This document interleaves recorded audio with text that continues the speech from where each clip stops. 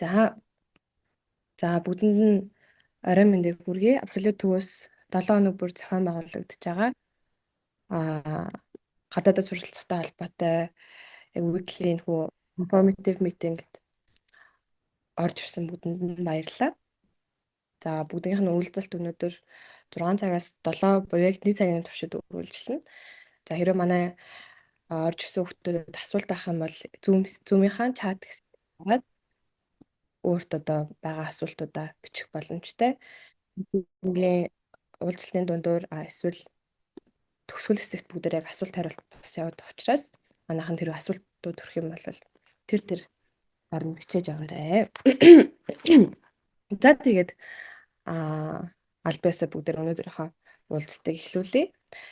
За өнөөдрийн уулзалтаар бүгдээрээ University of Turin буюу Турины их сургуульд олон улсын хууль чиглэлээр суралцж байгаа. Миний бие буюу эрхэм мэлэг миний бие 100% можин тэтгэлэгтэй хэрхэн суралцах вэ? Application process болоод таймлайны талаар илүү дэлгэрэнгүй та бүдтэй танилцуулах болно. За товчхондоо өөрийнхөө тухай танилцуулах юм бол за би яг 2022 онд төгсөөд яг IELTS-ийн 7.5 оноо авч исэн. За тэгээд 2022 онд шинэ эхлэл сургуулийг дүүргээд санхүү эдийн засгийн сургуульд суралцах явцдаа gap year аваад 2024 онд дахин IELTS агууд яг IELTS-ийн 8 оноо авсан байгаа. За тэгээд gap year авах хугацаанд ерөнхийдөө ихэвчлэн Азийн сургуулиуд руу төлхөө apply хийсэн буюу APU гэдэг Японы Бипу гэдэг хотод байдаг. Өвцмейкэн 100% tuition reduction тэтгэлэг 2023 онд авч ирсэн. За Tokyo International University 50% tuition reduction. За тэгээд Yokohama Women's University яг International Division нь successfully accepted амжилттайгаар тэнцсэн байгаа. За тэгээд эцэст нь 2024 онд болохоор Түрээний их сургуультай яг одоо суралцж байгаа мэргэжлэрээ эсэлтэнд бүртгүүлээд тэгээд суралцаад авах тэтгэлэгтэй стипендтэй одоо 2 дугаар курстэй суралцсан юм байна. За миний яриа ихэр сонсогдож байна. Гайгүй сонсогдож байгаа тий. За. Окей. За тэгээд давхар ерөнхийдөө яг 10 жилдээ айгүй их волонтер болон internship сайн дурын үйл ажиллагаа болон дадлагын хөтөлбөрт айгүй идэвхтэй оролцдог байсан. Тэгээд сургуулийнхаа Interact Club-д бас яг санхүү хариуцсан ажиллаж байсан. За тэгээд давхар гапер авах хугацаанд англи хэлний багшаар ерөнхийдөө бол 3 гаруй жил ажиллаа. Тэгээд 24 онд хурж ирсэн байгаа. За ерөнхийдөө өнөөдрийн уулзалт болохоор тэтгэлгийн талаар тэгээд дөрвөлдлийн явуулах процесс, детальд сурч амьдрах ямар байдаг вэ гэд би ерөнхийдөө дэлгэрэнгүй танилцуулаад явна. За тэгээд түүнээс өмнө яагаад тийм ээ Япон эхлээд Азийн орнууд гэжсэн нь яагаад эцэст нь Европын орн яг Италийг сонгосон бэ гэдэг туршлагаасаа тавч танилцуулъя. Ерөнхийдөө Италид буюу Италийг сонгох болсон хэд хэдэн шалтгаан байгаа. За жишээлбэл хамгийн ихэнх нь бол мэдээж Европын албаны улс буюу бид нэр Шенгений орнуудад визгүй зорчих боломжтой юм даваа талтай. За тэгээд мэдээж дэлхийд дипломны хувьд бол мэдээж үн цэнтэй буюу дэлхийд хүлээн зөвшөөрөгдсөн диплом. За тэгээд дээрэс нь 100% тэтгэлэг авах боломжтойгоос гадна нэмэлтээр одоо нөгөө оюутнуудад шаардлагатай гаргаж байгаа одоо нэмэлт бүртгүүдээр тусламж болоод стипend ер нь бол жил болгон олгодог. За тэр стипендний дүн бол 5,000-аас 8,000 евроны хооронд хэлбэлцдэг. За тэгээ хамгийн том бас давуу тал нь оюутан байхдаа ажиллах боломж буюу одоо жишээлбэл Солонгост ч юм уу бид нар нөгөө нэг ажиллах бол яг хүлээн зөвшөөрөгдөх сургуулиудаас айгүй цөөхөн байдаг. Энд болохоор оюутан 7 хоногийн яг 20 цаг яг ажиллах боломжтой. Тэгээд яг кампус дээр эсвэл яг хот дотроо ч юм уу яг чөлөөтэй ажиллах цаг байдаг. За тэгээд англи хэлээр заадаг олон хөтөлбөртэй буюу бид нөгөө нэг Европод сурах гэдэг нь яг тухайн орныхоо хэлийг бас давхар мэдж явах хэрэгтэй гэдэг юм ойлголт байгаад байдаг. Гэхдээ бас яг Италид ерөнхийдөө бол яг ялангуяа сүүлийн үед илүү дэлгэрэнгүй илүү одоо нэмэлт англи хэлээр хөтөлбөрүүд ерөнхийдөө бол гарч ирж байгаа. Тийм болохоор тэр нь маш даваа талтай. За тэгээд Erasmus их бүрэн боломжтой буюу Erasmus гэдэг нь юу юм бэ гэхлээр Европын албан дотор та өөрийн хүссэн орныхоо хүссэн сургуульд яг өөрийн таны элсэж орсон сургуультай чинь хамтардаг сургуульд яг нэг семестрийн эсвэл яг нэг жилийн сурч солилцооны хөтөлбөрт хамрагдах боломжтой. За хэрвээ та мужаасаа тэтгэлэг авсан бол энэхүү сурч солилцооны хөтөлбөрт явахдаа бүх одоо зардал буюу онгоцны тэгтээс ахуулаад очиод амьдрах зардал, байрны зардал, сургалтын төлбөр гэх мэт бүх зардлыг даадаг. Тийм болохоор одоо дан ганц одоо би Италид л зөвхөн сураад Италид л байх юм байна гэхээс илүүтэй өөр бас Европын албаны орнуудад те Герман, Испани гэдэг ч юм уу орнуудад суралцах боломжтой. Тэгээд мэдээж эдийн засгийн хувьд бол тогтвортой байдаг. Тэгээд бас миний хувьд би өөрөө 2 жил gap year авчихсан байсан болохоор дахиад яг үргэлжлүүлээд яг бакалавр 4 жил гэдэг нь яг тухайн үедээ явах үед мэдэрчээсэн. Тэр мэдрэмж нь юу байсан бэ гэхлээр би одоо ер нь жоохон ингээ хоцорч байгаа ч юм уу. Тэ ингээд одоо намайг 4 жил ингээд дуусгасны дараа манай одоо үеийн жилийн хүүхдүүд аль хэдийнэ төгссөн байна гэдэг ч юм уу. Тэр жоохон бас нэг юм бодол байдаг байсан. Тэгээд тэргээд тэн дээр үндэслээд бас Италид ерөнхийдөө Европын орнуудад бакалаврт суралцаад ерөн 3 жил байдаг. Тэгээд яг мастертаа 2 жил гэж юм бол явдаг. Тийм болохоор бас тэр суралцж байгаа жил нь хамгийн том даваа тал болж исэн. Тэгээд Итали гэдэг орн ер нь өөрөө айгүй юм гоё олон соёлын одоо бүрдэл учраас яг нэг хот би одоо нэг хотод байлаа гэдэг өөр хотод очиод яг тэр хоттой адилхан байна биш яг хот болгон өөр өөр гэсэн онцлогтой. Тэгээд сургуулиудын хувьд ч гэсэн маш стандарт бас чансаа өндөртэй учраас энэ миний хувьд Азийн сургуулиудаа сая илүү Европод яг Итали сурахаар сонгож ирсэн байгаа. За тэгээ та бүхэндээ хэрэгтэй болов гэд яг Италид байдаг яг өөрийн зүгээс бас зөвлөхүйц сургуулиудын жагсаалтыг энэ дэр товчхон оруулсан байгаа. За миний суралцдаг хот маань болохоор Италийн яг хойд хэсэг буюу Итали маань өөрөө хойд ба өмнөд хэсэг гэж хуваагддаг.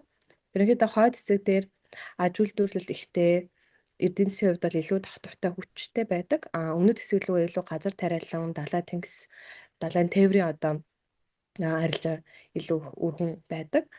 За миний суралцдаг сургууль University of Turin гэдэг нь яг Миланы хажууд буюу Миланоос ойролцоогоор нэг цаг машинаар явах зайтай байдаг.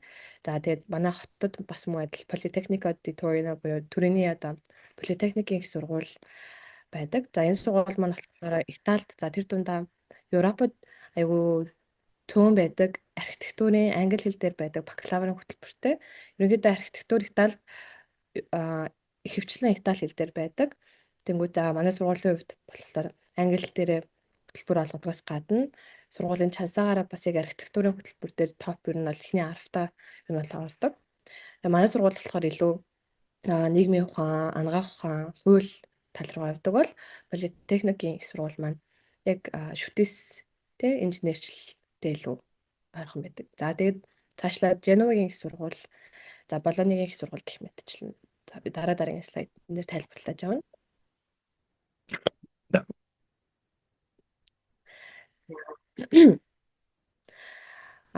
За ерөнхийдөө бас сонирхолтой байх болов уу гэд товчхон сургуулиудын талаар мэдээлэл бас зураг ингэж оруулсан байгаа.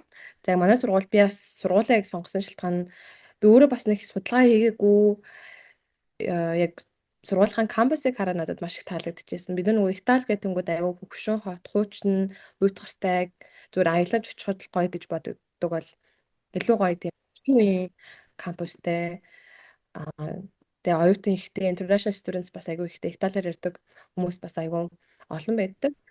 За тэгээд манай сургууль бол яг улсын их сургууль болохоор хүмүүнлэгийн ухаан тэгээд улс төр чиглэл рүү илүү анхаардаг. Гэхдээ сургууль маань болохоор хот дотор ойролцоогоор нэг 38 гаруй кампустай.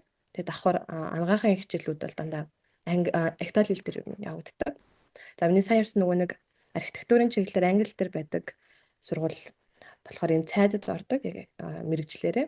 За энэ цайз нь болохоор эртний одоо Хатан хааны яг амьдардаг байсан цайз. За тэгээд давхар музей чиглэлээр ажилладаг. Тэгээд хүүхдүүд яг хичээл орж байгаад давхар хүмүүс ингэж очлоод ч юм уу явдаг. Аюу тийм гоё цайз байгаа гой сургууль. За тэгээд цаашлаад Болонигийн их сургууль байна. За Болонигийн их сургууль маань болохоор ер нь Европын хамгийн эртний сургууль, дэлхийн ер нь барууны одоо Европын хамгийн эртний сургууль гэж тооцогддог. За тэр дундаа ялангуяа хуулийн чиглэлээр бүр Ромын эзэнт гүрний үеэс ахуулаад яг үүсэж ирсэн юм урт түүхтэй, нэлээд нэр хүндтэй сургууль байгаа. За тийм болохоор дагаад ерөнхийдөө академик өндөр, за тэгээд олон улсын стандартын дагуу яг хичээлэлдэг тийм сургууль байгаа. Болооны хотын хувьд бас хэрвээ манай орж ирсэн хүмүүс өөрсдөө хөгжлүүлээ судлах юм бол яг хот маань бүхэлдээ ингээд барилгууд нь хуршаар шар өнгө нэлээд юм эртний хот байдаг. За тэгээд мэдээж Италийн яг топ сургуулиудын нэг болох Ромын Сапиензагийн их сургууль байна. За Сапиенза болохоор судалгаа сонгодог ухааны чиглэлээр илүү алдартай. За дээр Ром буюу Италийн нийслэл хотод байдаг учраас мэдээж чансаа нэлээд өндөр байдаг. За үргэлжлүүлээд University of Messina буюу хэрвээ та тийм ээ илүү нэг био чиглэлүүгээ ч юм уу эсвэл газар дундын тэнгис тийм далайтай холбоотой юм судалгаа суралцмаар ах юм бол яг Мессинагийн их сургууль илүү тохиромжтой. Энэ сургууль маань яг Италийн өмнөд бүсэд байрлах яг Сицил, Палермо гэх бүсийн яг далайтай ойрхон байдаг хотуудын нэг учраас тэр чиглэлээр илүү гүнзгийрч мэргэжлүүд олгогддог англи хэл дээр. За тэгээ бас давхар Женовагийн их сургууль байна. За Женова бол нэлээд бас баян хот дотроо тооцогддог. Тэгээ бас адилхан далай тээвэр инженерчлэл гэх мэтчлэн мэргэжлүүдээр илүү мэргэждэг байх нэ. За тэгвэл ерөнхийдөө Итали их сургуулиудын хувьд болохоор яг үндсэн суурь хэд хэдэн шалгуур байгаа. За гэхдээ сургуулиасаа хамаарат энэ шалгуурууд өөрчлөгдөв. Зарим илүү материал ч юм уу эсвэл илүү нэмэлт шалгалт өгөх шаардлагатай болдог. За ерөнхий суурь шалгуурын хувьд болохоор мэдээж 12 жилийн хэрвээ та бакалавр суралцах гэж байгаа бол 12 жилийн боловсрол дүүргэсэн байх шаардлагатай. Буюу диплом байх хэрэгтэй, аттестат байх хэрэгтэй. За англи хэл дээр хөтөлбөр дээр бол хэлний оноо тийм өндөр шаардлагатай байдаггүй. Буюу та B2-ын төвшөнтэй гэдэг гээ баталсан сертификат энэ явуулахад хангалттай байдаг. За тэгээд мэргэжлээсээ хамаарат эсэлтийн шалгалт өгөх шаардлагатай. Эсвэл үүнийг орлуулад та SAT-гээ бас өгч болно. Гэхдээ эмнэлэг, занагаах, эсвэл инженерчлэл, архитектур гэх мэргэжлүүдийн хувьд бол бүр яг нэмэлт бас тусдаа яг эсэлтийн сургууль гэж бас өгдөг. За тэгээд магистрийн хөтөлбөрт болохоор мэдээж бакалаврын зэрэгтэй. Тэгээ таны хийсэн бакалавр маань суралцахаар төлөвлөж байгаа магистрийн хөтөлбөртэй бас адилхан чиглэл байх ёстой. За тэгээд англи дээр хөтөлбөрийн хувьд бол бас мэргэжлээс хамаарат гэхдээ суурийг шалгуурвал B2 төвшин буюу ойролцоогоор IELTS-ийн 5.5 болон түүнээс дээш оноотой байхад ер нь болно гэж үздэг. За гэхдээ хэдий одоо ингээ харангууд ер нь Италийн их сургуулиудын шалгуур яг улсын сургуулиудын хувьд бол international students тийм өндөр биш байдаг. За гэхдээ гээд чансаа бас юм доошоо юм уу acceptance rate өндөр байлаа гэд бас юм уу гэвэл үгүй. Ягаад гэвэл нөгөө нэг Итали улс за тэр дундаа Европ төв өөрөө хүний эрхийг аягүй их дээдлсэн учраас бид нар таны суралцах эрхийг боохгүй гэдэг үндслэлээр ер нь шалгуурууд нь аягүй доор байдаг. За тэгээд гол сургалтын системийн хувьд болохоор 3 жилийн хугацаанд та нийт 180 кредит үзэх шаардлагатай. Тэгэхээр энэ нь өөрөө маш их хэмжээний мэдээлэл, маш их одоо хугацааны хичээлүүд нь бол орж эхэлдэг гэсэн үг. За тэгээд их сургуулиуд маань ерөнхийдөө эрт авдаггүй. Тийм болохоор хүүхэд ер нь тухайн суралцагч айгүй өөрөө бие дааж бүх юмаа өөрөө цагт нь маш юм дисциплинтэй явах шаардлагатай.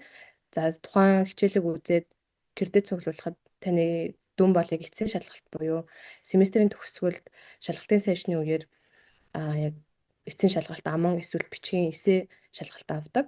За энэ шалгалт маань 30 оноогоор дүгнэгдэнэ. За 30-аас та 18 оноо авч иж тэнцэж байгаа. За тэнгууд 18 оноо бол яг суур хамгийн доод оноо учраас ер нь хүүхдүүд ялангуяа Итали оюутнууд яадаг вэ гэхлээр дахин тэр шалгалтыг өгдөг. Оноогоор аягүй өрсөлддөг. 30-аас ер нь 30 авах гэж аягүй хичээдэг.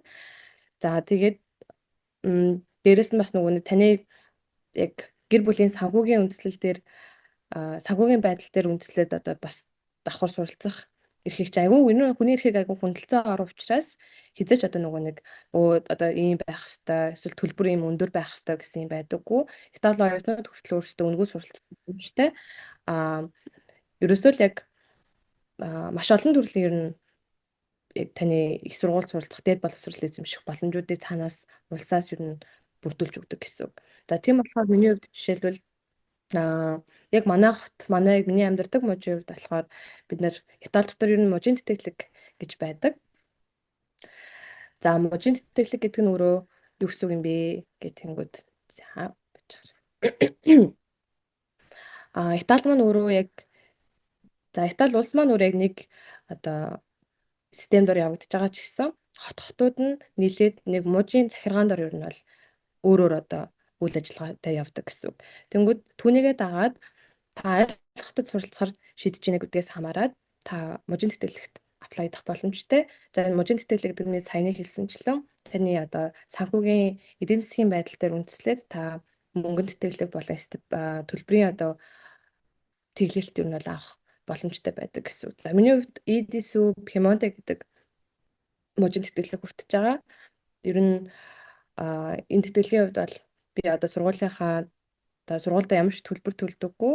За надад жилд одоогийн байдлаар бол яг 7900 евро одоо авдаг. За энэ маань болохоор 2 багтаж орж ирдэг. 12 сар болон 6 сард гэж орж ирнэ. За тэгээд давхар автобусны жилийн карт үнгүү. Манай хотын хувьд 26-аас доош насны бүх хүүхдүүдэд ерөнхийдөө бол автобус нийтийн тээврээр үнгүү зорчих эрхтэй байдаг. За тэгээд музей яг энэ муж дотроо аль ч хотын музейд үнгүү бас үзэх боломжтой. За тэгээд өдрийн цай, оройн хоол, бүтэн иж бүрэн хоол буюу 1-р хоол, 2-р хоол, уух юм, снак бүгдээрээ нийлээд 2.5 евро буюу Монгол мөнгөөр 10,000 төгрөгөөр өдөрт хооллох боломжтой байдаг. За тэгээд энэ маань яг таны эхний жилдээ яг аплайдахад буюу сургуультай орчоод яг аплайдахад эдийн засгийн байдал дээр чи үндэслээд тэтгэлэг танд олгогдож байгаа бол дараагийн жилүүд буюу 2 3 дугаар жилүүдээс ахуулаад таны давхар нөгөө суралцах амжилтнэр чинь яг үндэслэж тэтгэлгийг үргэлжлүүлэн олгодог гэх юм уу.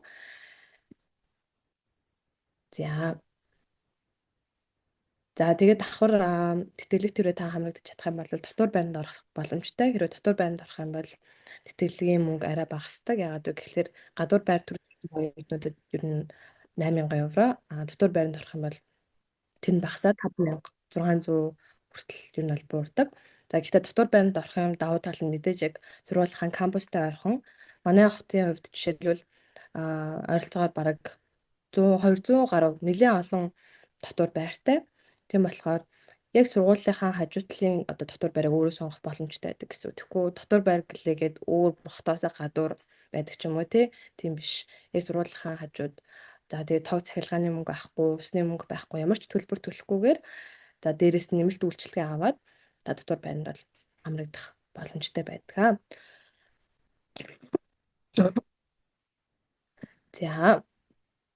За тэгвэл ерөнхийдөө сургууль болоод тэтгэлгийн процесс хоёр бол яг өөр таймлайн дээр явагдаж байгаа. Тэнгүүд эхлээд бид нэр сургуультай мэдээж apply хийн. За тэгсний дараа яг сургуультай тэнцэн гэдэг хариу ирсний дараа та тэтгэлэгтээ яг apply хийж байгаа. За жишээлбэл яг манай сургуулийн хувьд яг англи хэл дээр байдаг бакалаврын 2 мэргэжилт 3 мэргэжил байгаа. За тэр нь болохоор яг миний суралцж байгаа мэргэжил буюу Global Law and Transitional Legal Studies. За энэ маань болохоор яг илүү international law-тай ер нь бол дүүцэж буюу олон улсын хуультай дүүцэж ер нь бол заагддаг. За тэгээд төгснөхийн дараа мэдээж NGO гэдэг ч юм уу за эсвэл хүний эрх олон улсын харилцаа гэх мэргэжлүүдээр ер нь бас ажиллах боломжтой. За дараагийн англи дээр гэдэг мэргэжил нь Business and Management. За тэгээд өмнө жилээс бас давхар нэг мэргэжил орж ирсэн нь болохоор Economics буюу эдийн засгаар бас англи хэл дээр суралцах юм 3 мэргэжил байдаг. За application timeline-ийн хувьд за ихэнх нь өнөөдөр бакалавр суралцахаар одоо хүсэлтэй байгаа хүүхдүүд орж ирсэн баха гэж найдаж байгаа болохоор би илүү бакалавр руугаа чиглэлд асуу хэрвээ хэрвээ мастерт орж ирэхээр төлөвлөж байгаа бол бас яг бичээд би дараа нь яг хариулах боломжтой шүү. Бакалаврын хувьд бид нэр одоо ихэнх сургуулиуд 4 сарын 15, 4 сарын 30 гэж юу нь бол хаагдчихж байгаа. Ялангуяа томоохон сургуулиуд манай сургуулийн хувьд бол яг 4 сарын 15 гэж хаагдчихж байгаа application deadline. 2 сард яг ер нь бакалаврын хөтөлбөрүүд эхлээд 4 сар хүртэл үргэлжилдэг. За энэ 2 сарын хугацаанд та бүх материалуудаа сургуулийнхаа портал руу явуулаад за тэгээд сургуулийн портал руу явуулаад өөрийнхөө бичиг баримтыг нь дараас нь явуулаад application fee-гээ төлөөд болчихж байгаа гэсэн. За тэгээд эсэлтийн шалгалт хэрэг таны апплайдж байгаа мэргэжилд шаардлагатай бол эсэлтийн шалгалтаа бас давхар тусдаа яг өгөх шаардлагатай болдог. За тэгээд ерөөдөө 2-4 сард өргөдлөө аваад тэгээд 5-6 сард яг шалгаруулалт ярилцлага бол зарим мэргэжлүүдэд бас авдаг. Ялангуяа архитектурын мастерт ч юм уу бол авдаг. За тэнгууд 5-6 сард ихэнх сургуулиудын хариу за оройтла гэхэд 7 сард ирдэг. Тэгээд 7-8 сард визээс гадна тэтгэлгийн материал энэ бол явуулах шаардлагатай байдаг. За тэгээд миний сая ярьсан элсэх нөхцөл бол энэ дээр байна. Ерөнхийдөө юм 3 төрлийн одоо IELTS-ийн оноо 12 жилийн одоо диплом. За тэгээд эсэлтийн шалгалт юм уу? Ярилцлага. За тэгээд хичээлийн голчтон бас сайн байх шаардлагатай. Зарим сургуулиудын хувьд бас ээш өгөх ер нь шаардлагатай байдаг. Манай сургуулийн хувьд жишээлбэл яг намайг элсэж орж хахад General Entrance Exam хэрвээ өөрийнхөө улсад өгчээсэн бол тэр оноогоо ер нь явуулвал зүгээр шүү гэж яг яжсан шаардлагатай юу орж ирж байгаагүй. За тэтгэлгийн хувьд болохоор ихэнх тэтгэлгүүд яг 7-9 сард яг гайдлайн буюу зааварчилгаатайгаар яг зарлагддаг. Тэгээ мууж болгоны шаардж байгаа материалууд бас өөр байдаг. Тэгэхээр яг эхнээсээ одоо манай орж ирсэн хүмүүс маань яг өөрийнхөө хотыг сонгохоосоо гадна энэ хот яг аль мужид байдаг юм гэдгийг ер нь бол харчвал зүгээр. Хэрвээ та яг мужийн тэтгэлийг сонирхож байгаа бол за тэгээ 7-9 сарын хувьд жишээлбэл яг манай мужийн хувьд яадаг вэ гэхлээр шаардлагатай зүйл нь ICE гэрчилгээ гэж авдаг. Энэ нь болохоор юу юм гэхлээр Италийн стандартын дагуу орлогын баталгаагаа ер нь бол яг шуудангаар явуулах шаардлагатай. Зарим мужуудын хувьд бол шуудангаар биш зөвхөн онлайнаар портал дээр сканер цувралбарыг апплод хийх боломжтой байдаг бол яг манай хотын хувьд жишээлбэл шуудангаар явуулна гэдэг юм өөр байдаг. За энэ орлогын баталгаа гэдэгт нь яг юу орж байгаа вэ гэхлээр гэр бүлийн нэг гишүүн болгоны буюу 18 болон түүнээс дээш настай одоо adult гэж тооцогдож байгаа бүх хүмүүсийн яг дансны 2 жилийн хуулга. За тэгээд гэр бүлийн гишүүдийн одоо тодорхойлолт буюу за ийм одоо энэ ам бол тэдэн гишүүнтэй за ийм ажил эрхлэлт хөдөлмөр эрхэлдэг. За энэ бол ийм сургууль сурдаг гэдэг ч юм уу тий. За тэгээд давхар таны яг аав ээжийнх нь яг цалингийн тодорхойлолт бол нийгмийн татгалзын шимтгэл хэр одоо нэг тогтмол байна гэдгийг бас явуулах шаардлагатай 2 жилээр нь. За давхар үйл хөдлөх хөрөнгийн гэрчлэгээ гэх мэтчлэг бүх одоо санхүүгээ ер нь бол баталдаг гэсэн. За тэгээд энэ тэтгэлгийг ерөнхийдөө манай монгол хүүхдүүд бас аягүй авах боломжтой. Ер нь ихэнх хүүхдүүд бол тэтгэлгээ хэрвээ материалаа яг цаг цагт нь бүрэн яг явуулсан тэтгэлгээ алдсан хүүхдүүд бараг байхгүй. Яг эхний жилд бол бүгд ихэнх нь авдаг. За тэгээд дараагийн жилээс харин яг оюутнууд маань нөгөө сайн мэдээгүйгээсээ болоод ч юм уу тухайн одоо жилд шаардлагатай кредит цуглуулж чадаагүйгээсээ болоод ч юм уу тэтгэлгээ алдах бас тохиолдлууд байдаг. Гэхдээ тэтгэлгээ алдлаа гэд шууд ингээд бүх юм одоо дуусч байгаа гэсэн үг биш. Танд үргэлжлүүлээд сунгаж өгдөг. За зайг энэ хүртэл дахиад шалгалтуудаа гүйцээж өгөөд тэтгэлгээ ингээд эргүүлээд аваарэ гэдэг юм айгу уян хатан нөхцөл байдалтай болохоор маш их боломж байдаг. За тэгээд дан ганц зөвхөн мужийн тэтгэлэг тал байд юм уу гэвэл үгүй. Тэгээд нэлсэж орж байгаа сургуулиас хамаарат нэрийт тэтгэлэг за тэгээд financial aid бас өгөх боломжтой байдаг. Жишээлбэл Миланы нэлээд том сургууль болох Bocconi их сургууль байна. За University of Milan байна. Манай сургууль ч гэсэн адил 2 дугаар курсээс авахуулаад merit тэтгэлэг олгож эхэлдэг. За энэ нь хэрвээ та бүр exceptional буюу бүтэн одоо яг эхний жилдээ 60 кредитээс 60 кредит цуглуулсан дүнгууд нь нэлээд топ дандаа 28-аас дээш байх юм бол merit тэтгэлэг авах боломжтой. За давхар мужаас хэрвээ та тухайн жилд үзэх ёстой кредитүүдээ бүтэн гүцээгээд авчих юм бол бас бонус гэж бас тэтгэлэг мөнгөнд орж ирдэг. Тийм болохоор аюу юм уян хатан маш олон боломжууд байдаг учраас ер нь яг за ингээл болчих юм байна, тэгэл болчих юм байна гэж ерөөсө бодож болохгүй. За тэгээд миний хувьд болохоор яг илүү надтай илүү холбогдоод юу яах юм бол яг миний contact information байгаа. За би үргэлжлүүлээд одоо хаашаа орох гэж байна гэхэлэр яг сургуулиудын портал вебсайт руу хэрхэн апплайдах вэ? Яг ямар вебсайт руу орж би ер нь юу материалаа явуулах вэ? За ороод энэ сургуулиуд нь аль материал ямар материалууд шаардж байна. За тэгээд аппликейшн дедлайн хизээ байна гэдгийг вебсайт дээрээс нь одоо харуулъя. Миний дэлгэц харагдаж байгаа тий.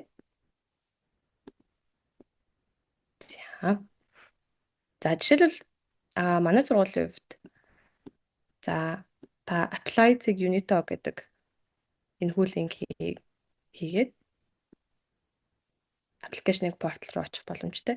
Яг нөгөө Италид сурахад жоохон хүндрэлтэй байдаг зүйл нь юу гэхэлэр нөгөө Италид мэдээлэл аягүй юм замбраагүй байдаг. Одоо жишээлбэл би одоо University of Turin гэдэг сургууль Португалиа гэдэг нэг амар олон одоо холбогдох линкүүд гарч ирдэг. Энэ дундаас яг аль нь руу н орж би явуулах юм, ямар материал надаас шаардаад байгаа юм, би яг яах ёстой юм. Тэгээ ялангуяа тэтгэлгийн процессын дээр аягүй их материал бүрдүүлдэг. Тийм болохоор яг маш их замбраагүй байдаг. Тэр нь яг нэг юм ингээ ярьж яснаа доотлолт нь дахиад өөр юм ингээ яриад эхэлдэг ч юм уу. Тэн дээр бид нэр илүү жоохон юм нухацтай сайн анзаарч авахгүй бол тэр нь л жоохон хүндрэлтэй байдаг. Тэрнээс бусдаар бол яг юм академик талаас ч юм уу эсвэл санхүүгийн талаас таныг ингээ хааж байх тийм огт зүйл байхгүй. Энэ өрсөлдөөн тийм ч бас өндөр биш. Тэрөө та яг өөрөө ингээ бүх юмаа ингээд сайн ингэж явна гэх юм бол таныг юусоо хорж одоо хойш нь татах тийм зүйл бол байдаггүй. Нэгт хоёрт яг Италид ер нь одоо 2 жил амьдарч байгаа оюутны хувьд яг Итали орныг ер нь яг ямар одоо бодолтой байна, сайн тал нь, муу тал нь юу вэ гэхэлэр саяны одоо миний хэлсэнчлэн маш олон давуу талууд байгаа. За тэгээд ер нь бас надад бас аягүй хүүхдүүдээс олон асуултууд орж ирдэг тийм ээ. Италид суралцахад үгүй Европ суралцахад одоо ер нь Аз хүмүүс лөө хэрэг одоо ялгарлан гадуурхалт ч юм уу те байдаг уу гэх мэтчлэн ер нь миний хувьд яг энэ 2 жилийн хугацаанд амьдарч байгаа тийм ялгарлан гадуурхалт ч юм уу яг тийм зүйл бол мэдэрч байгаагүй. Тэгээд энэ ихтэй яг бас хотготоос хамаардаг. Миний сая хэлсэнчлэн Итали маань нэг юм гонцгой улс байгаа. Тэнгүүд яг энэ миний амьдарч байгаа энэ хойд хэсэг бол илүү одоо олон улсын оюутан ихтэй ч юм уу те тэг хүмүүс нь илүү юм орчин үеийн одоо юм сэтгэлгээтэй traditional одоо бодол багтай ч юм уу. Тэнгүүд өмнөд хэсэг рүү хүмүүс нь илүү юм traditional амьдралын хэм маягтай ч юм уу. Тэгэхээр амьдарч байгаа бүсээсээ бас хамаардаг. За тэгээд бас давхар Итали амьдрах ямар байна, өвд гартай байна уу? Одоо юу гэдэг чинь жижигхэн дөрвөлжин тоосон байшингууд дунд л байгаад байдаг юм шиг байдгүй гэдэг. Тэр нь бол айгүй холон асуулт орж ирдэг. За тэрэн дээр бас хэлэхэд тийм бас амар юу биш маш юм олон хийх юм ихтэй хотоосоо хот хоорондоо аялахад бас аюу хөтөг бахтай байдаг. Жишээлбэл би өөрийн хотоос Милан руу фэшн үеийн үеэр ч юм уу одоо ингээд аялаад очие гэх юм бол 2.5 еврогоор бас дахиад очих боломжтой ч юм уу. Тэ нэг 4 еврогоор ч юм уу Милан руу нэг цагийн галт тэрэн цугаад очиод ирчих боломжтой. Тийм болохоор өвтөг бол бахтай. За тэгээд ерөөдөө авж байгаа тэтгэлгийн маань хувьд яг 2 хуваагдаж ороод өөрөө яг санхүүгийн хангалттай байх юм бол хангалттай хүрэлцдэг. Яг сартаа яг өөрийнхөө бажетыг тохируулдаг. Ингээд давхар бас зуны хугацаанд хичээлгүй үедээ одоо өөр давхар бэбиситинг ч юм уу гэх мэт өөр ажил хийх боломжтой. Заавал одоо Итали хэлтэй байж ажилтай байна гэсэн ажил одоо хийнэ гэсэн биш. Итали хэлгүй ч гэсэн англи хэл дээр зөндөө олон ажлын opportunities байдаг. Тийм болохоор ер нь тэтгэлэг хүрэлцээ давхар өөрөө яг сайн цахилгаан баттай чадах юм бол save бас их боломжтой. За тэгээд За тэгээд үргэлжлүүлээд. За одоо жишээлбэл манай сургуулийн хувьд application deadline 4 сарын 15-нд дуусахаар байгаа. За business management, economics and finance with data science, global анжилтууд байна. За жишээлбэл бүгдээрээ манай мэргэжлээр apply now гэж дараад орё тий. За тэнгүүд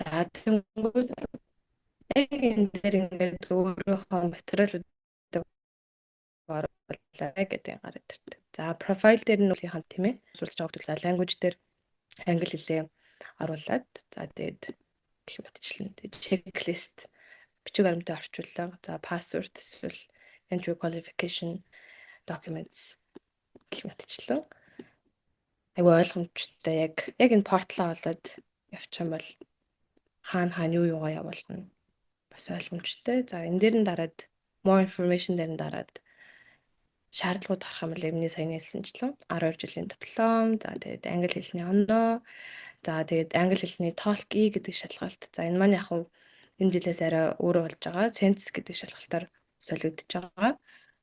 За хэрвээ өмнө нь бас ингэ судалж байгаа яг манай сургуулийг бас харж ирсэн хүмүүс байгаа л яг энэ дээр TOEFL гэдэг шалгалт нь болохоор яг англи хэл, логик болоод математик гэсэн 3 хэсгээс бүрддэг. За тэнгууд энэ маань солигдоод Sense гэдэг шалгалтаар солигдсон. За Sense гэдэг нь болохоор Итали хэл, англи хэлний айл айлны хосолсон юм шалгалт. Тэнгууд жоохон буруу ойлголт бас явагдчихсэн. Тэр нь болохоор одоо Итали гэсэн би одоо Итали хэлгөөнч нь одоо би бүглэхгүй бол бараг одоо сургуульд орж идэхгүй юм шүү.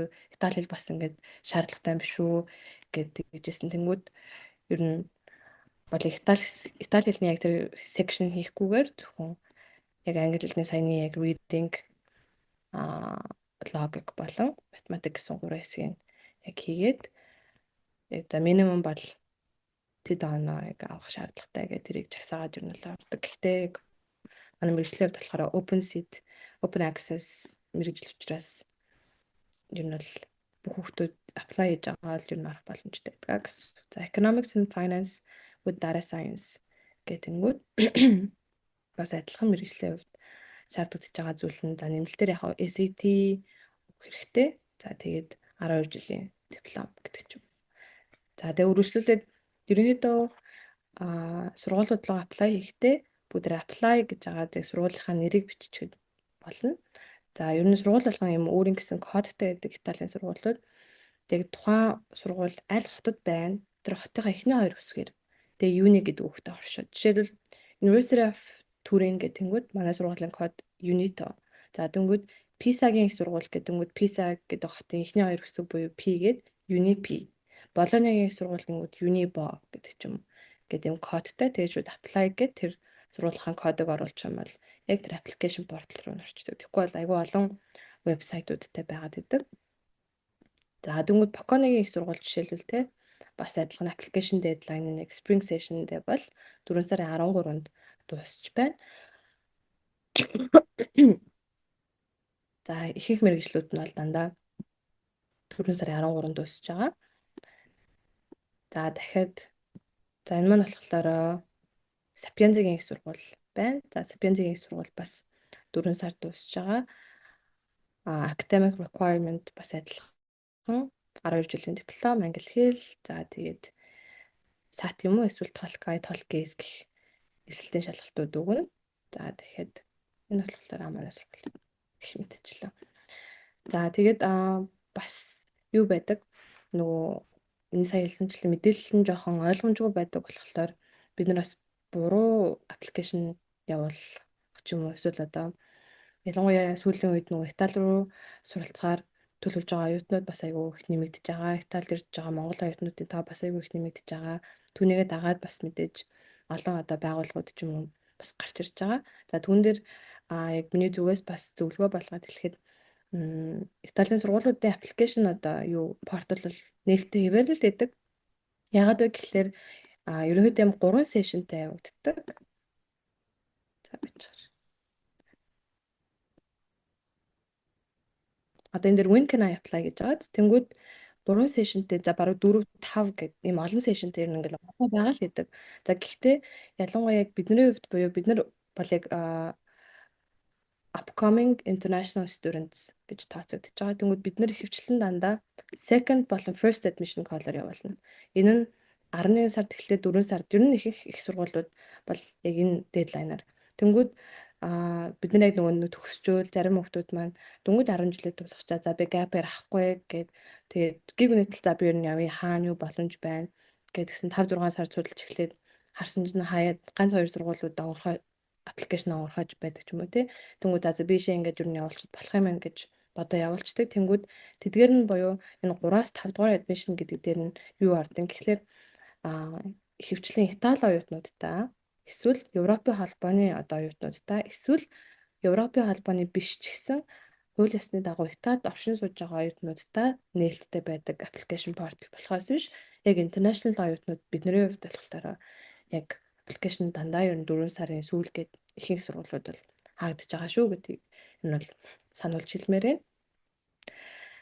За хэрвээ яг өөр юу байх юм бол манай ахын тэгэхээр бас жоохон анхааралтай байх нь шүү дээ.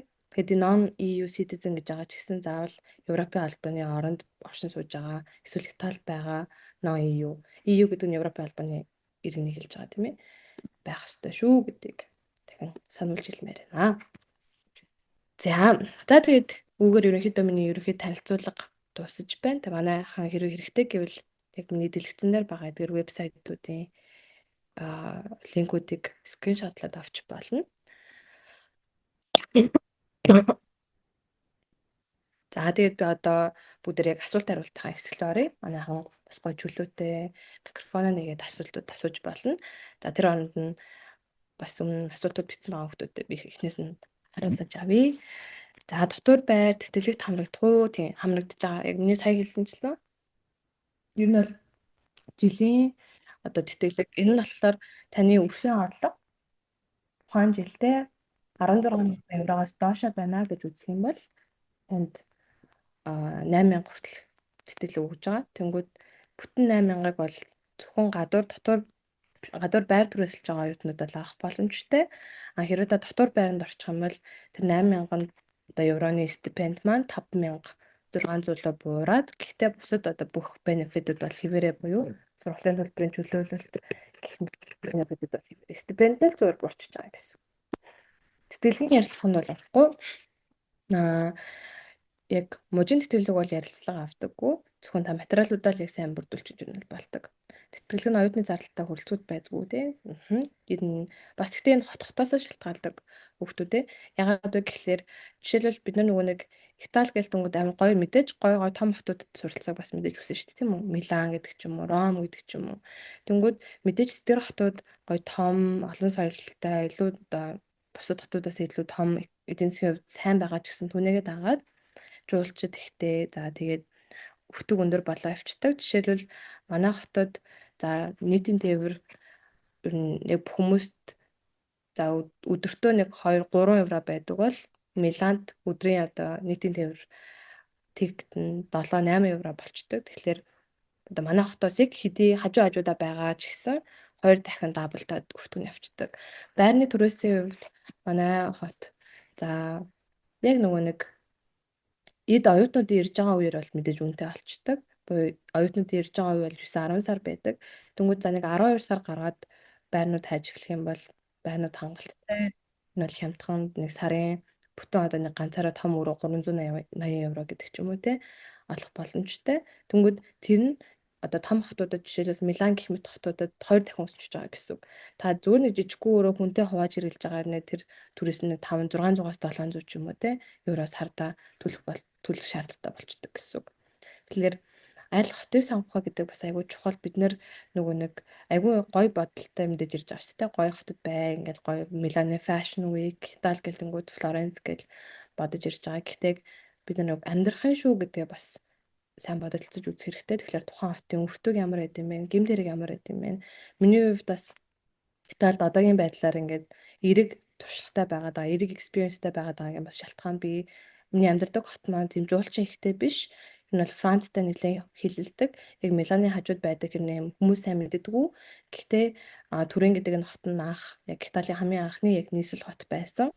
Тэгээ яг машины үйлдвэрүүд одоо Fiat гэдэг ч юм уу те том том машины үйлдвэрүүд за ер нь том том үйлдвэрүүд яг манай хотод төвлөрч байдаг учраас эдийн засгийн хувьд бол нэлээд хүчтэй.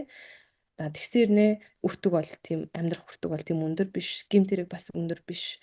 Им одоо цагаач бас тийм олон биш учраас их гэмт хэрэг одоо том том хотуудтай харьцуулах юм бол харьцангуй байхгүй гайгүй байдаг. Тийм болохоор яг тэтгэлэг бас оюутны зардалтаа хүрэлцэх хэсэг нь бас таны яг аль мужид руу явуулж ийнэ гэдгээс бас хамааралтай. За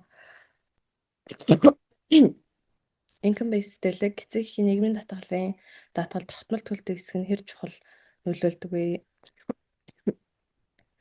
Ерөнхийдөө бол яг татвар нийгэм татгалч яг одоо нэг татвар аваад байгаа шүү дээ. Тэнгүүд яг энэ үрхийн хувьд жишээлбэл татвараа хэр тогтмол төлж исэн мэн гэдэг бас тодорхой хэмжээнд чухал. Тийм болохоор яг эцэг эхийн яг юугаа бүгдээрээ тэр материалууд бол Юм Монголоос шууд авах боломжтой. Эсвэл аав ээжийнхээ ажлын газраас ч юм уу эсвэл өрхтөрөө очиод яг аав ээжийнхээ цалингийн тодорхойлолтыг давхар нийгмийн татгалын шимтгэлтэй энэ бол бичиг баримтаа бүрдүүлэх боломжтой. Тэгээд нэг семестрийн ачаалал хэрэг байдаг вэ? Тэгээ би энийг бас хэлэх юм мартсан байна. Яг хичээлийн хувьд за манай мэргэжлийн хувьд жишээлбэл хичээл маань за 9 сарын сүүлээс эхэлдэг. 9 сарын 23 гэж юу нь эхэлждэг. Тэгээд яг 12 сар гээд 12 сарын ихэнх гэж юу нь дуусчихж байгаа. Тэнгүүд за нэг 3 өрөхгүй бараг сар хичээлж байгаа гэсэн үг. Тэнгүүд энэ хугацаанд бол айгүй хичээл ингээл хичээлэн тэгчээд үргэлжлүүлээд 12 сараас 2 сар хүртэл бид нар амардаг. Тэнгүүд гэхдээ амарж байгаа гэж байгаа боловч яг энэ хэсэг бол ингээд шалгалтын сешн гэсэн үг. Одоо Америкийн их сургуулиуд ч юм уу эсвэл одоо Монголын их сургуулиуд шиг биш. Буюу юу гэсэн юм гэхэлэр бид нар ингээд яг за 12 сарын 23-нд тань шалгалтыг өгөх ёстой гэсэн байхгүй. Нэг хичээл дээр жишээлбэл тухайн шалгалтын сешн буюу одоо өвлийн болон зуны гэсэн юм 2 сешнтэй. Тэнгүүд тухайн сешнд нэг хичээл дээр дор хаяж 3 удаа одоо шалгалтаа өгөх юм дээд байдаг гэсэн үг. Тэгэхээр одоо жишээлбэл за математик гэдэг хичээл дээр те би 12 сарын 23 тэр хичээлийн шалгалтыг өгж болно. Эсвэл дахиад 1 сард өгж болно. Эсвэл 2 сард өгж болдог. Тэгээ энэ гураас өөрөө сонгоод өгчнө. Тэгэхээр оюутны хувьд оюутнаас өөрөөс нь хамаарч байгаа гэсэн үг. Хэрэв би одоо жишээлбэл бүх шалгалтуудаа 12 сарда багтаагаад өгчих юм бол би 12 сараас ахвал 2 сар хүртэл би бүтэн амарчж байгаа. Би эхний жилдээ ирээд 19 сар 10 сар гэж ирээд 12 сар хүртэл хичээлдээ хамрагдаж байгаа бүх шалгалтуудаа 12 сарын 20-ны дотор багтаагаад 20-оос хойш 2 сарын дунд хүртэл буюу 2 сарын 14 хүртэл яг өнгөрсөн жил бүтэн амраад Италиараа бүх хотуудаар ер нь бол аялж исэн. Тэгэхээр яг танаас бүх юм хамаарна. Яг ачааллын хувьд болохоор эхний семестр болоод 2 дугаар курсын эхний семестр жоохон хүнд ачаалал мэдээж ихтэй байдаг. Яг гэвэл маш олон урт одоо кредит хичээлүүдийг богино хугацаанд ингээд шахчихж байгаа болохоор та өөрөө хичээлээсээ гадуур маш их юм унших, суух энэ бол шаардлагатай байдаг. За мужийн тэтгэлэг нь хэр тууштай орж байна уу вэ? Асуудал гарч байна уу? Миний хувьд болохоор би 9-ээс хойш ямар ч одоо юм тэтгэлэгтэй холбоотой асуудалтай байгаагүй. Анх яг ирээд 11 сард миний тэтгэлгийн 20% бууж ирсэн. Ягаад гэвэл гадуур байр түрээсэлж байгаа. Нэгт хоёрт эхний жилийн оюутан байсан учраас 20% төрүүлж олгоод 12 сарын сүүл эхэнд баг үлдсэн 30% нөгөөд тэгээд 6 сарын сүүлээр үлдсэн 50% гэж хувааж өгч ирсэн. Тэгээд миний нөгөө сайн хэлсэнчлэн манай хотын хувьд энэ жоо эдийн засгийн нэлээд гайгүй тогтвортой учраас хэрвээ та өөрийнхөө кредитийг бүтэн аваад хичээлүүдийг шалгалтуудаа сайн өгөөж яваад ах юм бол ерөөс тэтгэлэг хойшлох ч юм уу байхгүй. Нөгөө одоо хэрвээ мэдээж зарим хүмүүс маань одоо орж ирсэн хүмүүс маань Итали сурахтаа судлаад ороод ирсэн хүмүүс байгаах.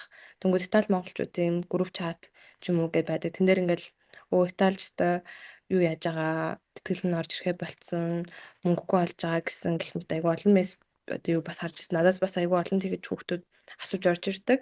Энэ дээр болохоор эхний жилдээ хэрвээ та материалуудаа яг цагт нь ямар нэгэн материал дутаахгүй явуулж байгаа юм бол яг л цагтаа авна. Тэгээ тэрийг хадгалж үлдээ хичээлүүдээ сайн хийгээд кредит аваад ах юм бол яг л цагтаа л бүх юмуд яг орж ирнэ гэсэн үг. За gap year авсан нэр болов уу эсвэл Монголынхаа хуулийг сурч байсан нэр болов уу? Их сургуульд ороход интервью авч байсан уу? За яг миний мэргэжилт болохоор яг интервью авч байгаагүй. Яг хууль Монголдоо сурах уу эсвэл энэ gap year авах уу гэдэг нь эсвэл энэчээ сурах уу гэдэг нь яг үргэлжлүүлээд ирээдүйд яг ямар одоо мэргэжлэр яг ажиллах сонирхолтой байгаа вэ гэдгээс нь хамаарах. За мэдээж яг Монголд яг хуульчаар яг мэргэшиж явна гэх юм бол мэдээж яг Монголынхаа яг хуулийг судлаад яг Монголдоо сурсан дээр ягаад вэ гэхээр одоо яг миний суралцж байгаа мэргэжил айгүй ерөнхий байгаа гэсэн үг. Бид нэр яг 3 жил яг олон улсын хууль суралцаа явчихгооч яг тэр нөгөө нэг хууль гэж аюу юм систем нь яг юу юм. Тэгээ тэр дундаа Европын яг хууль яг яаж ажилт юм бэ гэдэг талаар илүү төвлөрдөг учраас би яг энэ яг хуулийн мэргэжлэр 3 жил суралцчаад Монголд очиод яг хуульчаар ажиллана гэвэл боломжгүй би үргэлжлүүлээд Монголда дахин суралцах шаардлагатай болно. Тийм болохоор яг өөрөө бас яг үргэлжлүүлээд яг ямар карьер замнал яг хүү сонирхолтой байна уу гэдгээс нь энэ бас айгүй хамаарах ах. Миний хувьд болохоор би үргэлжлүүлээд мастера бас яг бизнесээр хийх сонирхолтой. Яг corporate lawyer буюу яг corporate consultant-аар юу ажиллах сонирхолтой байгаа учраас бакалавртайг олон улсын хууль гэж суралцаад мастертаа ийм бизнесээр нь бол суралцах зорилготой байгаа учраас тийм байна. За яг Unitaгийн Global руу apply хийсэн юм аа. Ирээдүйн карьер ямар байх болоо гэх тийм. Энэ дээр тийм Global Law гэдэг нь яг нөгөө хэлсэнчлээ. International Law буюу олон улсын хууль гэж мэрэгшиж авч байгаа. Тийм болохоор та хэрвээ яг миний хувьд бол арай өөр байгаад шүү дээ. Би илүү нөгөө corporate руугаа одоо бизнес тал руу илүү явах сонирхолтой. Гэхдээ Global Law төгсчөө дахиад мастертайг 2 жил Global Law-ороо мэргэшээ авчих юм бол төгснөхийн дараа NGO ч юм уу эсвэл United Nations гэдэг ч юм уу ер нь ажиллах боломжтой. Ажлын байр бол ялангуяа Италийн хойд хэсэгт бас аюу их болгоо байдаг. За тэгээд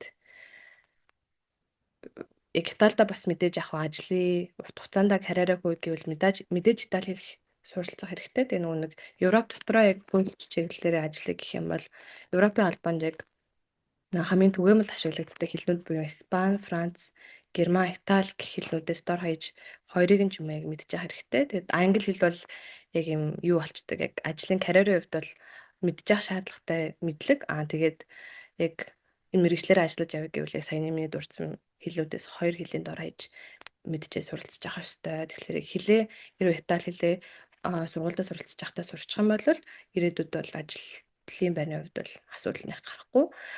Яг өөрөөс нь бас айгүй хамааралтай гэсэн. Тэгээд бас гоё юм нь энэ дэрснийхаа дараа бид нэр сургуультай Итали хэлний яг үнэгүй курсуудад суух боломжтой. Би 2 төвшин хүртэл би бол эхний жилдээ яг 2 дугаар семестрээс ахуулаад яг Итали хэлнийхаа эхний яг A1 төвшөнд яг ингээд нэг семестр дээр нь суралцаад дууссан.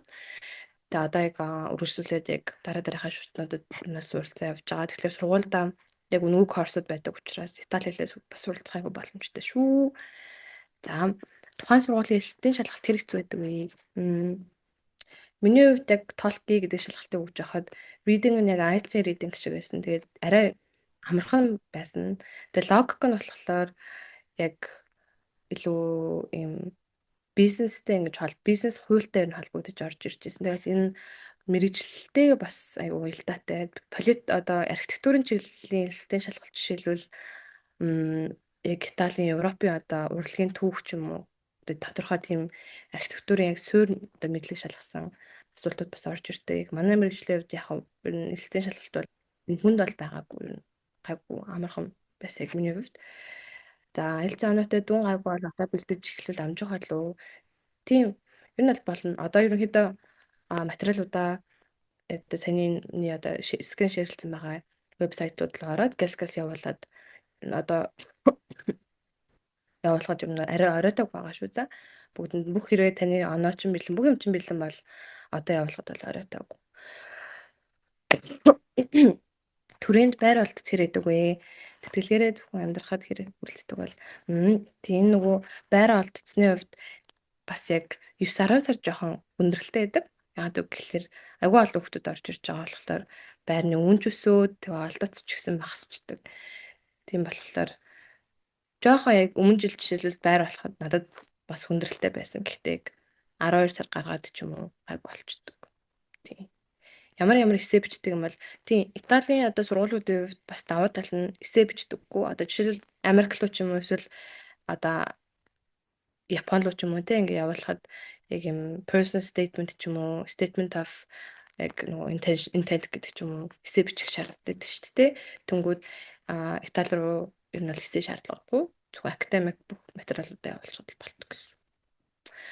Яг глобал аваа сурахад англи хэл сайн байх хэрэгтэй байна уу? 5.5 юм аа гэж бодоход сурахад асуудалтай хэцүү байх болов уу гэдэг. Энэ бас айгүй гоё асуулт байна.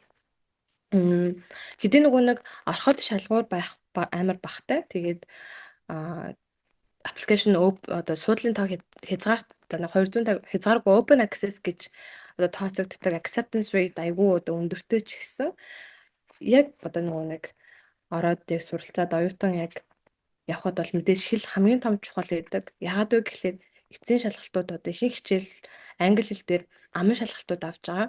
Тэгэхээр та өөрийгөө ялангуяа тэр хуулийн том хэллэгүүдийг ч яг өөрийнхөө мэрэгжилээр үндэслэж ярьж байгаа. Тэгэхээр яг англи хэл дээр чөлөөтэй ингээ ярьж авах хэрэгтэй. Тэгээд хэдий яг онооны шалгалт багтаа байгаа ч гэсэн ер нь манайхаа яг хэлээг сайн болгоод эргүүлээ танд бас аягүй хэрэгтэй.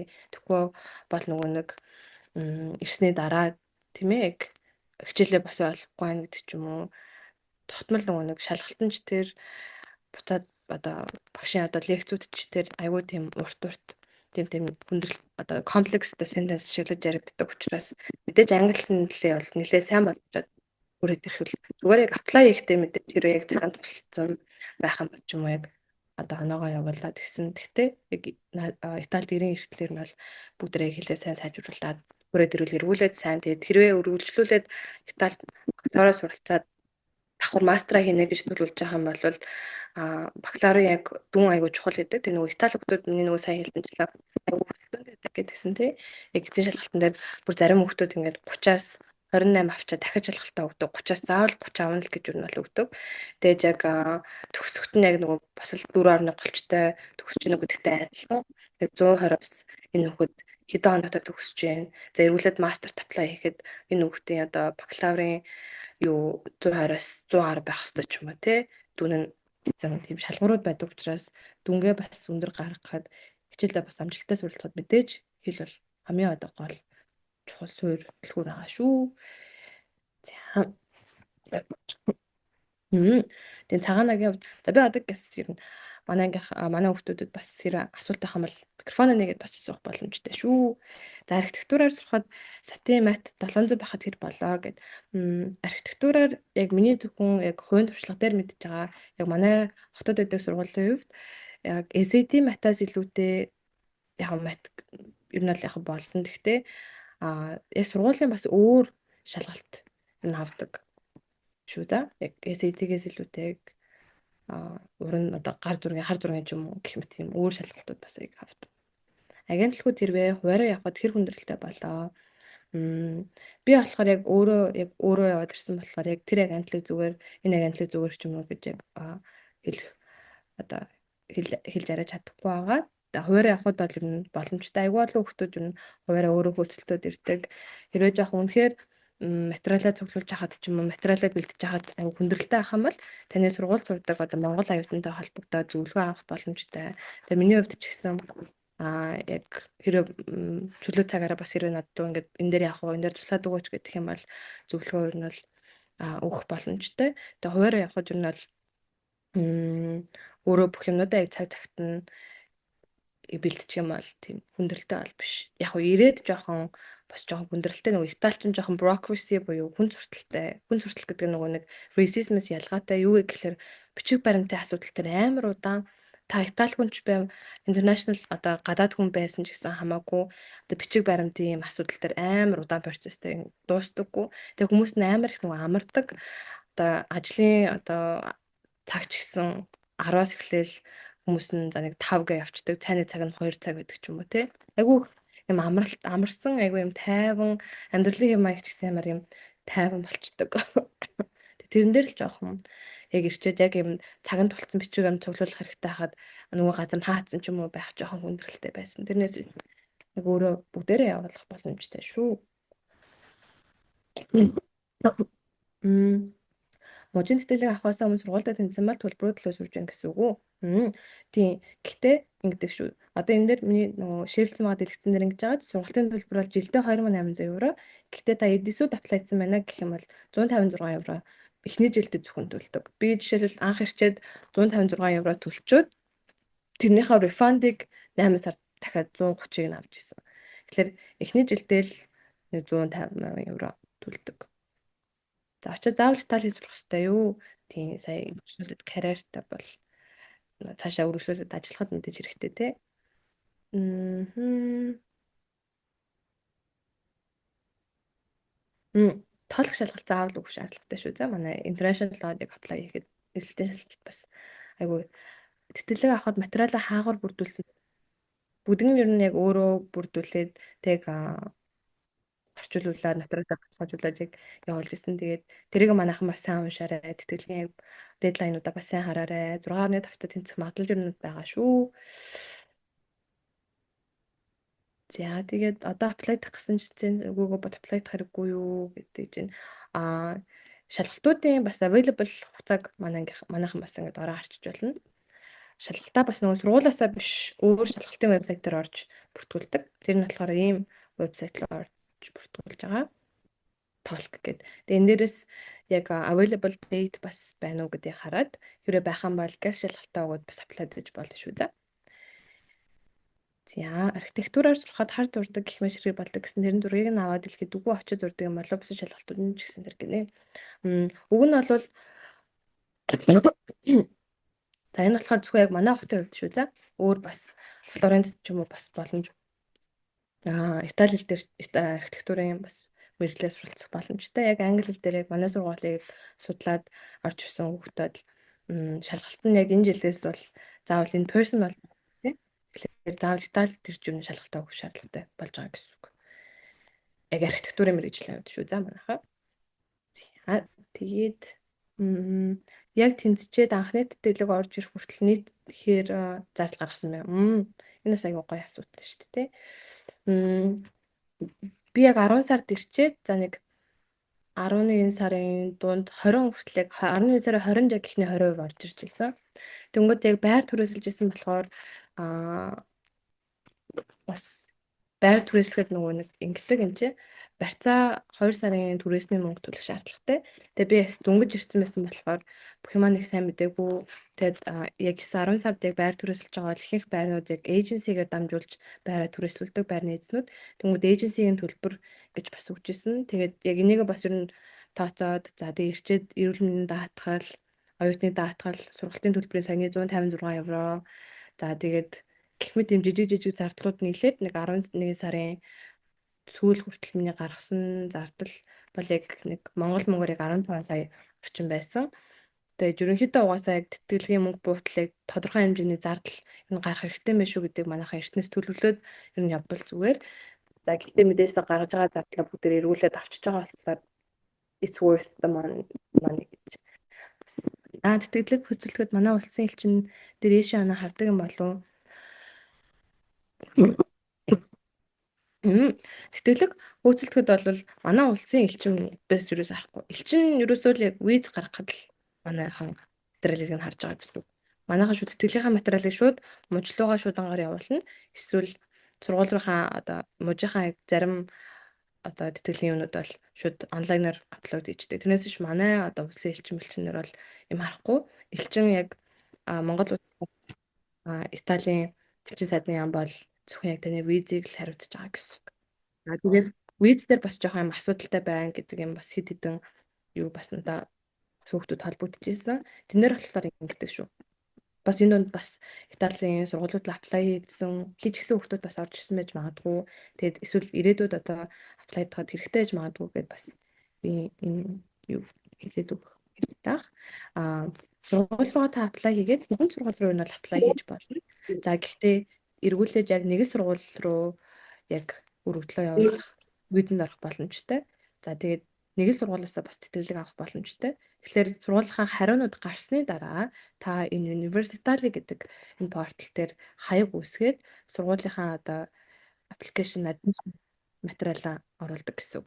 За тэгэж оруулсан материал маань элчин лөө форвардд болоод та элчин дээр одоо визаны цаг аваад визэнд орох хэрэгтэй боллоо гэдэг танд энэ бол тань дээр ч тэр элчин дээр ч гэсэн тэр юу очдөг.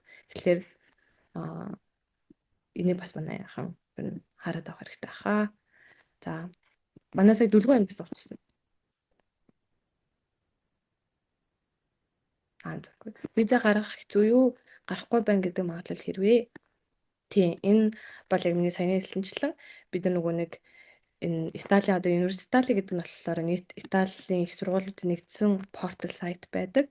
Энэ сайт дээрээс та сургуультай үнэхээр тэнцээд орсон бол энэ сайт автоматар элчинлүү Монгол одоо улс Италийн элчин сайдын яам руу таны материалыг явуулчихдаг. Тэгээд тань руу бас ингээд за та визэн цаг аваад визэнд ороорой гэдэг. Тэгээд ер нь бол баг виз гарахгүй байх гэсэн юм бол байхгүй мэдээж тэр үнэхээр сургуультай эхлээд орсон тэтгэлэг авах нь юм болцсон бол байхгүй. Миний хувьд жишээлбэл 2024 онд визэнд ороход миний визний хариу 2 хоногийн дотор гарч ирсэн. Би 5 дахьад ороод нэгд өдөр нь алуу залгаад визний хариу гарсан ирж аваарай гэдэг яхад виз гарч ирсэн. Тэгээд энэ дээр нэмжлэх нь одоо жишээл бид нар Америк руу ч юм уу суралцахаар явхад виз 10 жилээр ч юм уу гардаг байсан шүү дээ. Тэнгүүд Европын албаны орнуудад хэдий суралцж байгаа оюутан байсан ч гэсэн таны виз яг 1 жилээр гардаг. Тэгэхээр 365 хоногийн мөлт виза буюу Шенгений орны виза гараад дараагийн жилээсээ буюу 2 дахь 3 дахь жилээс яадаг вэ гэхлээр бид нар оршин суух үнэмлэх авч эхэлдэг гэсэн үг. За энэ оршин суух үнэмлэх гэдэг юмыг бид нар хаанаас авдаг вэ гэхлээр Италиас авдаг. Өөр амьдарч байгаа хоттой. За би юм оюутан байгаамаа. Би одоо үргэлжлүүлээ суралцахад оршин суух үнэмлэх хэрэгтэй. Би одоо энэ сургуульд суралцж байгаа нь үнэ. Энэ сургуульд би одоо тэтгэлэгтэй суралцж байгаа нь үнэ гэдгийг батлаад ер нь бол оршин суух үнэмлэх аваад тэр нь одоо нэг юм Монголын иргэний үнэмлэх шиг юм карт өгдөг гэсэн. Тэгээ тэрнгээрээ Шенгений орнуудаараа ингээд визгүй зорчоод хаашаа юм бол явж болно. Таны энэ бол нэг энэ чинь амьдрах хугацаанд чинь ашиглагдах identity card гэж болох болдог. За тийм ээ тэгээд манайханд хэрэв өөр асуулт байх юм бол одоо шууд микрофоноо нэгээд асууж болно шүү. За тэгээ өнөөдрийн 1 цагийн уулзалт тэ одоо үеэр та хэдэд бас хэрэгтэй мэдээллүүдээ авч чадсан байхаа гэж бас найдаж байна. Тэгээд сургуульд апплайтаас ахуулаад тэтгэлэг за тэгээд цаашлаад визтэй холбоотой ер нь товч ерөнхий мэдээллүүдийг би өөрийнхөө зүгээс бол чадхаараа өгсөн байхаа гэж бас найдаж байна. Тэгээд хэрвээ яг апплайдж байгаа эсвэл апплайдж часан эсвэл апплайд харж орж байгаа хүмүүс маань бас байх юм бол над дээр үйлдэлд холбогдох боломжтой. За тэгээд гол нь яг өөрийнхөө яг суралцах сургуулийг бас сонгоцсон ч юм уу. Би яг одоо энэ сургуульд л ормоор байгаамаа. Би явах ёстой вэ гэсэн хүмүүс ах юм бол миний доорх хайгуудаар надтай холбогдоод энэ утасны дугаараар солигдсон шүү. За энэ Gmail болоод Facebook, Instagram-аар холбогдоод асуух боломжтой шүү. Тэгээд би энэ чадхаараа яг асуултууд нь хариулаад туслахыг бас хичээх болно. Тэгээд Absolute төвөөс зохион байгуулагдсан өнөөдрийн уулзалтанд өөрсдийнхөө ирээдүйд бас хөрөнгө оруулалт хийгээд орж ирсэн та бүгдэнд нь баярлалаа гэж хэлмээр байна. За тэгээд бүгдээрээ оройг сайхан